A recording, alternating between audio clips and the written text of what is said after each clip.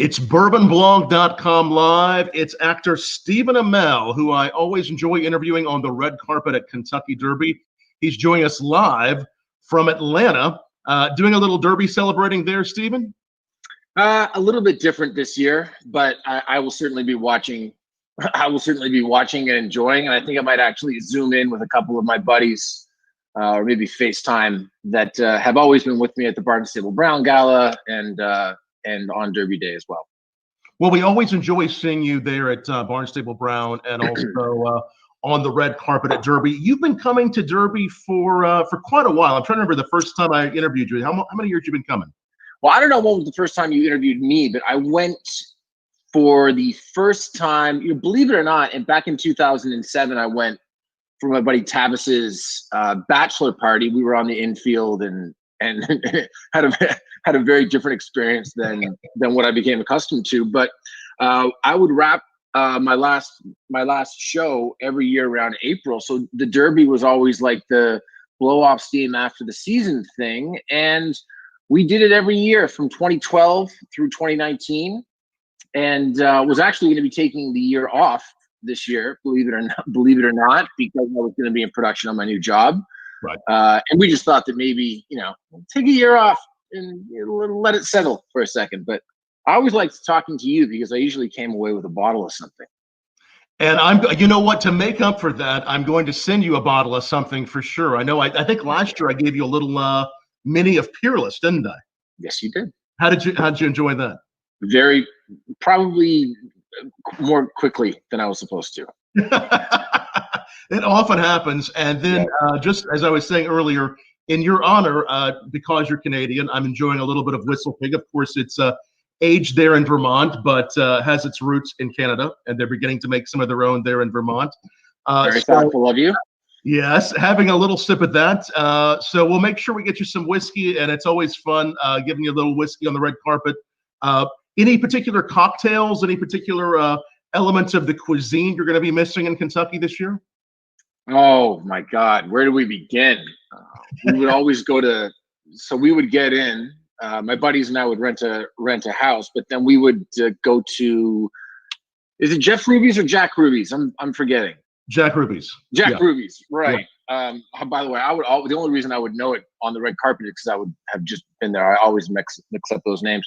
But we usually just get a big spread, big seafood tower, and start to get into the whiskeys. And actually, that restaurant was fantastic because before we got into the whiskey, they always had Don Julio Real, which is just like, it's expensive and you don't want to drink it all the time.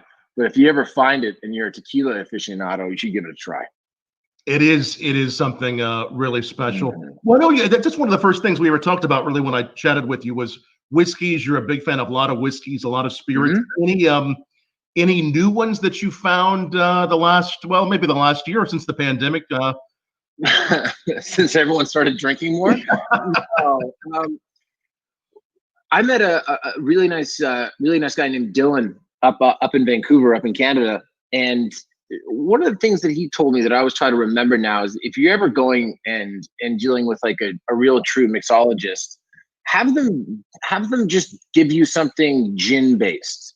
Yeah. If you ask a renowned mixologist for something gin based, they perk up a little bit because everyone orders the old fashioned, not too sweet and things of that nature. So I've been really enjoying like refreshing gin-based cocktails, so long as it doesn't taste like I'm in the forest. Right. I like having a little bit of a sweet, a little less earthy. Not too the green stuff, but just enough, something refreshing with a little bit of zip. That's right. My wife has been enjoying making kind of a take on the Aperol Spritz with some gin, which has been a really nice twist. Love Aperol Spritzes, except you always have to say, please don't put olives in the Aperol Spritz, because sometimes people put olives in there, and it just the idea of the olive being in there, the fact that once it goes in there, I got to order another one. So I always try to let them know no olives. Yeah. Oh no, I think you're right. No olives is the way to go. But I enjoy some good gin-based drinks, and gin's becoming one of those things that whiskey obviously and rye. I know you enjoy too. But gin's one of those things that I think more and more craft distillers are getting known for. The sales of gin have really gone up. And it's fun to experiment and try different gins. Are there any that you've found that you've become a fan of? Any gins that you? Nothing in particular. I mean, I think that they're pretty much just using Hendrix and stuff like that when they're making these drinks. I don't know if it's a really good gin-based cocktail. You almost can't taste the gin. Do you know what I mean? Yeah. It's just nice and refreshing.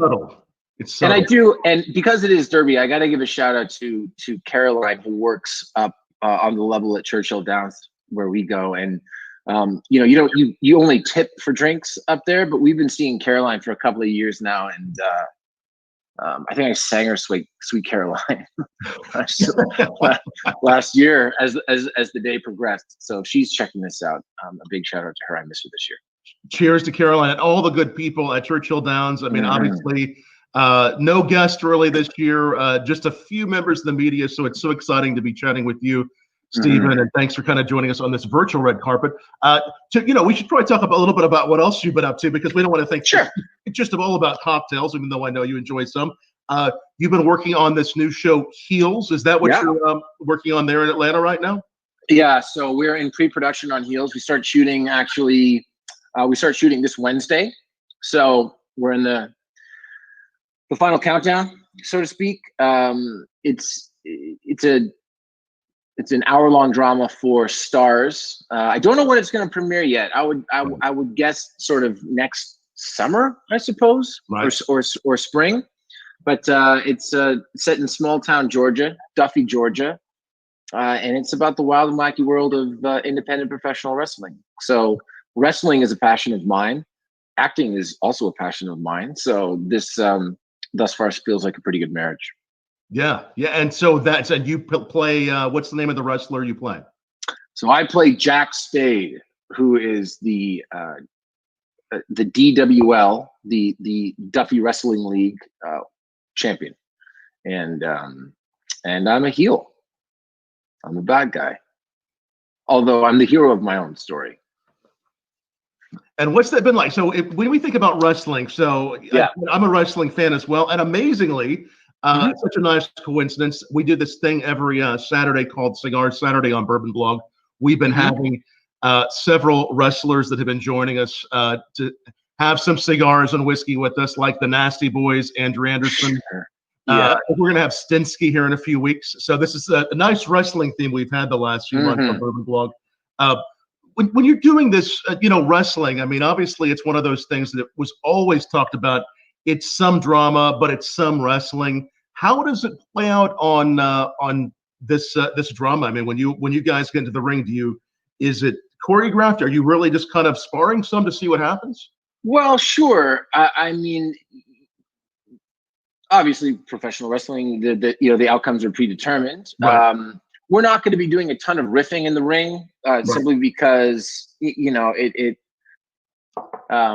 don't want things to look too staged, obviously. But we're going to have cameras in the ring and stuff like that. It's television, so I don't think that you're going to see, especially now with the pandemic, I don't think that you're going to see too many wide shots, because I don't actually know yet how we're going to do the crowd, if that's going to be CGI, how that's going to work, et cetera, et cetera. So things are pretty scripted, but at the same time, it's like professional wrestling insofar as you have an outline, but then all the little moments in between, when you're riffing and when you're playing to the crowd, a lot of that stuff's going to have to be spontaneous. It's going to be some spontaneity. Yeah. If you could wrestle any professional wrestler, who would it be? Cody Rhodes. And what do you think would happen? I think you'd kick the shit out of me. So you might have some chances upcoming with some wrestlers when this show gets on the air. This will be fun to see. Yeah. So as you play this part of again, Spade? Jack Spade. Jack Spade.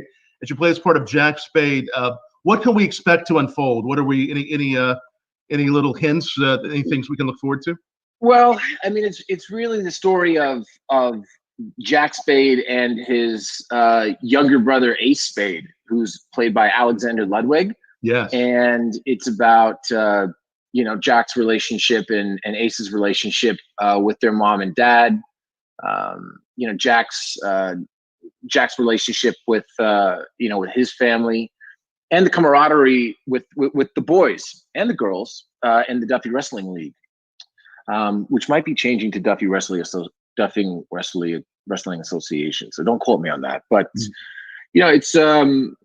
the wrestling is going to be one part of it. But you have to care about the human element as well, obviously.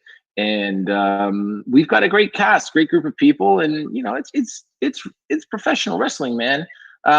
No situation is too crazy. We've got Allison Luff playing my sister. We have Kelli Berglund as a young wrestler valet, Crystal, Mary McCormick, Chris Bauer, and then a whole group of guys that round out our wrestling ranks, including James Harrison, the longtime Pittsburgh Steeler and possibly one of the scariest individuals that you will ever meet in your entire life.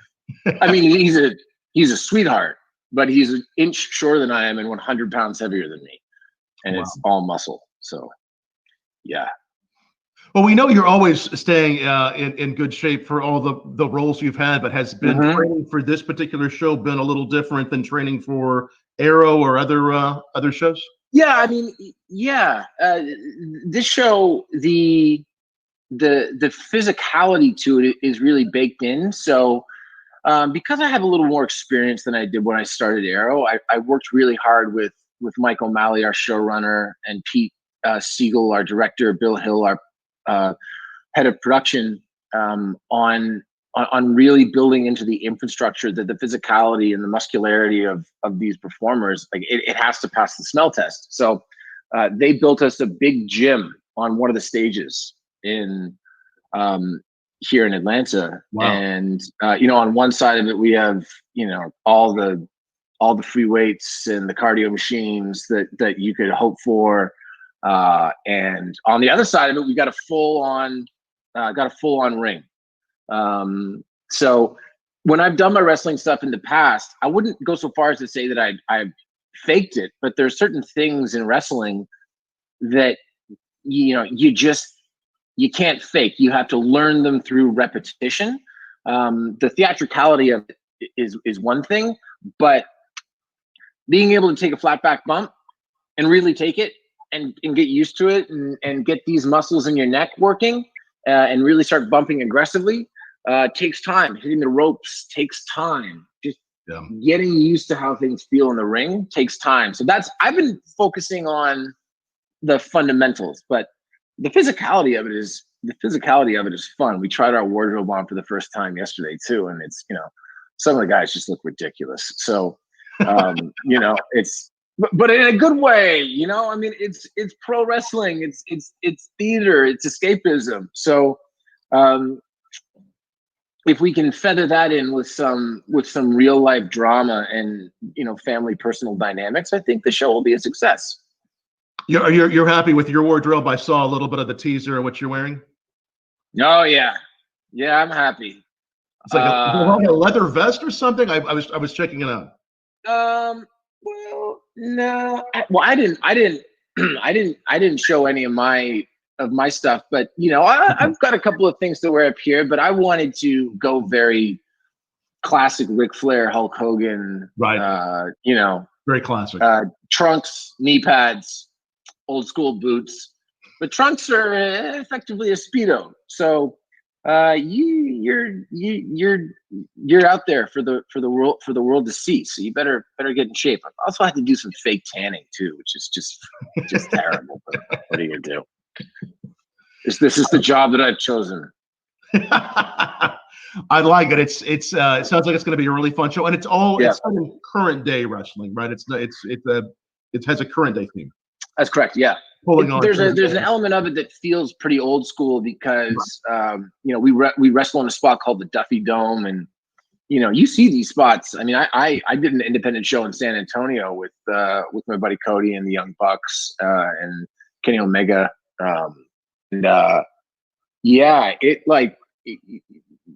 these rustic old places exist. So from that perspective, and I just saw some of the sets the other day, there's an element of it that feels like it could be a bit of a period piece, but no, present day. Present day. What's it like? I know that like most everyone in the film business and theater as well. I mean, the pandemic, there wasn't anything shooting for a while. What's it like coming back from that to what's happening now? What's that look like? Well, it's different, that's for sure. I think that, believe it or not, I think that this will breed some good changes as well, because there's always been a bit of a mandate, or just, it's accepted that in film and television, or theater for that matter, you just go 14-hour, 16-hour day, quick turnarounds, and that can sometimes lead to maybe things not being the safest environment. Now, we've hired a company called CTEH out of Arkansas, Andy and the boys, and they're in charge of just keeping everyone safe. So as an actor, I'm in something called Zone A, and my interaction with the crew, unfortunately, is really quite limited. Everything, I mean, basically every step of the process has been considered. Starz put out a 48-page guideline for return to production, and we're following all of it. I get tested 3 times a week, Monday, Wednesday, Friday, and try to be responsible. But I'm be lying if I said I wasn't in a little bit of a bubble right now. But it's nice. I've never lived in Georgia before. It's fun. People seem to be very responsible and following the rules in the area that I live in. So far, so good. Another great southern city. So you're probably enjoying some of the good hospitality there. Probably some good southern cuisine when you're able, and good southern cocktails. I love Georgia. Yeah, man, for sure. There's a couple of fantastic restaurants right by my spot, and I'm, as a matter of fact, I think, once we get off our video conference here, I might, it is the weekend after all. It might be time, frankly. It's dangerous talking to me. I can make you thirsty for whiskey and hungry for good southern food. That's for sure. And again, you're watching Stephen Amell. We're chatting with him on bourbonblog.com. Make sure you bookmark bourbonblog.com live, doing live nightly shows every day during the pandemic, almost every day, and especially for Kentucky Derby Day, which is today. We'll be enjoying some Kentucky Derby here in a little while. When it comes to what you've been doing during the pandemic, any things that any interesting discoveries you've had on things you've worked on there and during the pandemic? No, I mean, it was very, very different, because I wrapped shooting on Arrow in November of this past year, and since I booked that job in February of 2012, I've either been working really hard or on vacation. Do you know what I mean? Right. So like with my friends, they joke, they call me Vacation Steve sometimes, because when I got time off, I'd like to kick back and have fun. So I've learned that I'm not necessarily the most calm person when I have nothing to do. Took a lot of walks, watched a lot of movies. It was weird, because I started training for heels hard in January, and was supposed to fly to Atlanta 2 days before March 15th, and everything shut down on March 13th. So it's been weird, man. It's been weird, but fantastic time with my family. I've heard a lot of people tell these stories, but just the silver lining to something like this is I got a lot of unexpected time with my wife and my daughter, and that was lovely. But that was fun, having time with the family there at home. And I see Nocking Point Wines doing some cool stuff for the Kindness Pass It On, and you being the co-founder there of Nocking Point Wines. Tell us about the Kindness Project and kind of what's been going on there. So that's a company called Kind Humans. It was started by a couple of friends of ours, and we've been doing a lot of like really interesting collaborations. We actually have a collaboration coming up that might involve whiskey, believe it or not, although it is a we've been approached by a company that wants to age some of their whiskey in some Nocking Point barrels. So it's very very exciting. So hopefully that comes to fruition. But Kind Humans are supporting 4 different charities, so you can actually check it out at knockingpointwines.com or knockingpoint.com to get all the information about those projects. But actually, I think I have a bottle over there. But it's a really good project. We've been trying with Nocking Point specifically, because we're a small business first and foremost, to have a bit more of a philanthropic bent. We did before, but even more so now with everything that's going on. So this is a great company, and it's good wine. So probably worth checking out. It is good wine. I'm going to put this the website up there so everyone can check out. Did I miss it? I did. Did I miss it? Is it the right? Yeah, it's the right spelling. You got it. No, you nailed it. I did it. Nocking Point Wines. It's amazing what we can do here with the CGs. Yeah. knockingpointwines.com. Check that out. Doing some great philanthropic projects, and we may be seeing a wine coming from your, not a wine, a whiskey aged in used wine barrels coming from your. Could be good. Can you tell anything else you're able to tell, or is it it hasn't been announced yet? Is there any other hints? Oh man, yeah. There's a lot of good stuff coming out. We've got a really good wine coming out towards the end of the year. I think we're gonna put it out in November. Actually, it's a sparkling rosé that is technically called NPSR, Nocking Point Sparkling Rosé. But the front label just says FU 2020 on it. FU 2020. So by the way, I don't know how the hell that got past standards and practices. But hopefully this is another brand, because we launched a quarantine wine, the quarantine wine with Ashton Kutcher and Mila Kunis.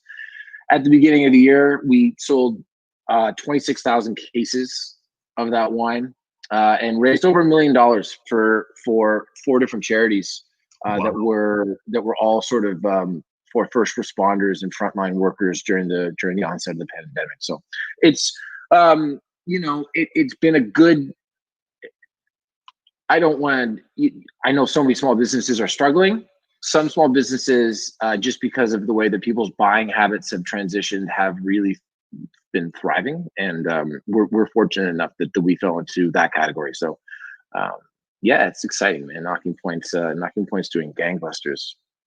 That's awesome. It's so good to see what you're doing there for great charities through Nocking Points. And as we look forward to Derby today, obviously, Stephen, look forward to having a whiskey with you when we see you again, and hopefully when you're back in Kentucky. Any favorite stories from Derby's past that might be whether it's whether it might have been a mint julep or a whiskey, any favorite memories you want to share with us as we think back on the memories we've had at Derby? Well, man, too many to count, and not too many that can be repeated. I will say that I don't think that there was a year in all 7 years where everyone that showed up at the Barnstable Brown party on Friday night all left at the same time. Someone always crapped out hard, or just wandered off. I'm not even sure. I told you about Caroline's mint juleps, which were lovely. And we saw, I think we saw 2 horses that would go on to win the Triple Crown. So being there for that was exciting. I will tell you though that in 7 years at the Derby, with typically a group of 6 to 8 people, because after 3 or 4 years, my wife said, if you don't start bringing me to the Derby, I'm going to divorce you. So, well, okay, very good. She's like, you've had your boys' time. I'm like, oh, fine. So in those 7 years, obviously every year you bet on the Derby. Right. You make a pick. It's usually what, the 12th race, the 11th race? Yep. So you go up, I've had success in the earlier part of the day, and in 7 years, nobody in our group correctly picked the Derby winner. Nobody. And the odds of that happening, because it wasn't like, and the messed up thing is, I think 3 or 4 years in a row, the fucking favorite won. So it often does, yes. So yeah, but man, it's such a special event, and the pomp and the pageantry and the fashion and the ridiculousness of it all, and the celebrity sightings, and I've met a bunch of great guys there. Actually, when we bring up Kindness Wine, that was introduced to us by a guy named Lonnie Paxton, who has been with Tom Brady's crew for years and years and years, going to the Derby. He was a long snapper for the Patriots and is doing work with Nocking Point now. So he introduced us. So I became friends with Lindsey Vonn there, and wow. It's just such a good time, man. And the way that people from Louisville take pride in Derby weekend and roll out the red carpet. And actually, last year was my first year experiencing Thurby. The Thurby. Oh, you went to the local Thurby, right? The local. Yeah, Thurby for the uninitiated is, there's Derby Day, there's the Friday night, and obviously the Thursday night is for the locals. Right. Because if you're a local, by the time Friday rolls around, you probably just want to get out of the way. Yeah. Unless the Derby is your thing, because all these assholes descend on your city and drink all your bourbon and then flee the scene on Sunday morning. Yeah, man. So you enjoyed Thurby? Oh yeah, it was really good. Fun times. When they announced, one of the things we were glad last year when we were doing our coverage was we were so glad we stuck around a little bit longer than usual because of the disqualification. That was crazy. Were you still there when that happened, or were you? Oh yeah, no, we were there. Because it took a little while. It did take a little while, and I'm sure that it would have been a lot better if you're watching it on television. We had, no idea what was going on. Right, it was crazy. Your phone doesn't work on. I'm technology cursed with my phone, but your phone's not working at the best of times. It's bad. But being in there, I can't remember exactly how long it took, but we had no idea what was going on. There was a big sigh. Yeah, it was a big surprise. It was. Yeah. Yeah. So that's actually. I think that's the longest that we. I think that's the longest that we stayed, because in my experience, you either want to be running for the door, okay, once the race is finished, or give it a second. And by the way, I apologize. Paul. I didn't dress up for you. It's okay. It's all right. Next time you can wear your wrestling outfit, and then that'll be 100%. Or maybe both of us will dress like wrestlers next time. No, obviously you always have a great attire at the Derby. We always enjoy the fashion element you bring, and I hope you do enjoy the Kentucky Derby later today. It's always a pleasure to meet you, my friend, and always great to have you in Louisville. We really appreciate you being here with us on Bourbon Blog, and I'm going to send you a little bottle of whiskey so that you can celebrate there in Atlanta. Or a big bottle of whiskey. You be the judge. Hey Tom, I really appreciate you, man. I'll send you. I appreciate it, Stephen. Again, check out knockingpointwines.com to learn more about his wines, and best wishes with Heels, Steve. Thank you, man. Thank you.